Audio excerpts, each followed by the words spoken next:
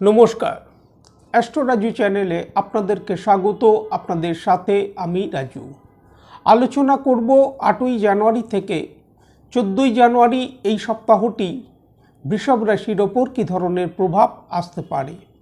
এই সপ্তাহে চন্দ্রমাকে গোচরে বৃশ্চিক রাশি, ধনু রাশি, মকর রাশি ও কুম্ভ রাশিতে ভ্রমণ করতে দেখা যাবে।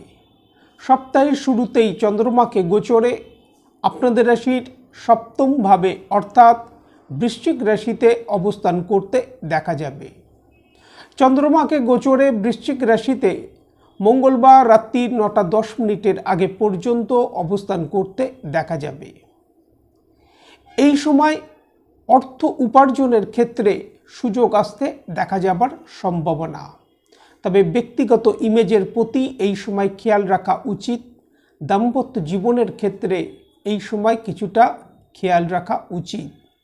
ইচ্ছার প্রতি এই সময় নিয়ন্ত্রণ রাখা উচিত। ব্যবসায়িক স্থলে হঠকারীভাবে কোনো সিদ্ধান্ত এই সময় নেওয়া উচিত নয়। কিছু কাজ সম্পন্ন হবার ক্ষেত্রে এই সময় ডিলে হতে দেখা যেতে পারে। মঙ্গলবার রাত্রির 9টা 10 মিনিটের পর চন্দ্রমা গোচরে আপনাদের রাশির অষ্টম ভাবে অর্থাৎ ধনু রাশিতে প্রবেশ করবে এবং বৃহস্পতিবার রাত্রির 11টার আগে পর্যন্ত চন্দ্রমাকে গোচরে ধনু রাশিতেই অবস্থান করতে দেখা যাবে।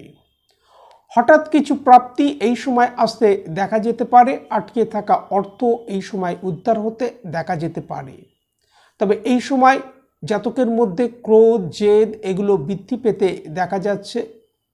এই বিষয়ে খেয়াল রাখা উচিত। নিজেদের কথাবার্তার প্রতি নিয়ন্ত্রণ রাখা উচিত।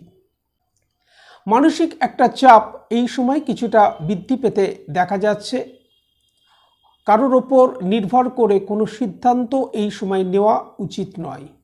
যে কোনো ধরনের বাদ বিবাদ থেকে এই সময় নিজেদেরকে দূরে রাখা উচিত। গুরুত্বপূর্ণ সিদ্ধান্ত নেবার ক্ষেত্রে এই সময় সাবধানতা অবলম্বন করা উচিত। কর্মক্ষেত্র এবং ব্যবসায়িক স্থলে এই সময় ফোকাস কিছুটা বৃদ্ধি করে চলা উচিত।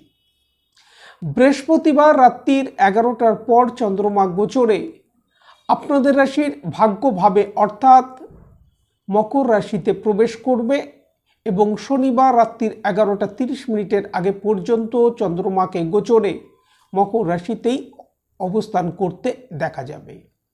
সপ্তাহের শুরুর দিকে যে সকল বিঘ্ন সমস্যা আসতে দেখা যাচ্ছিল তা থেকে এই সময় রিলিফ আসতে দেখা যাবার সম্ভাবনা।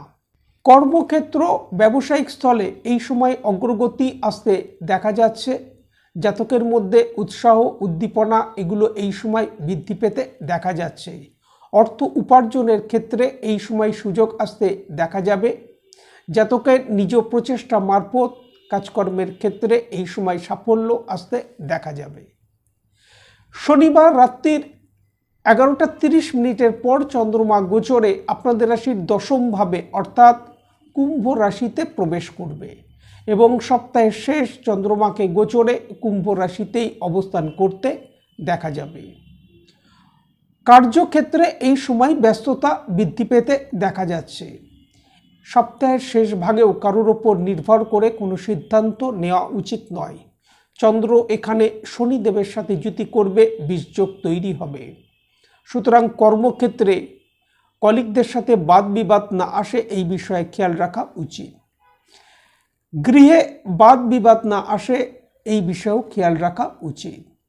দাম্পত্য জীবন, প্রেম প্রণয়ের ক্ষেত্রে একে অপরের প্রতি আস্থা বৃদ্ধি করে চলা উচিত। বিদ্যার্থীদের বিদ্যাক্ষেত্রে স্বাভাবিক রেজাল্ট এই সময় আসতে দেখা যাচ্ছে। এই সময় ইএনটি সংক্রান্ত কোনো সমস্যা, ইনফেকশন, পেটের কোনো সমস্যার প্রকোপ কিছুটা বৃদ্ধি পেতে দেখা যেতে পারে।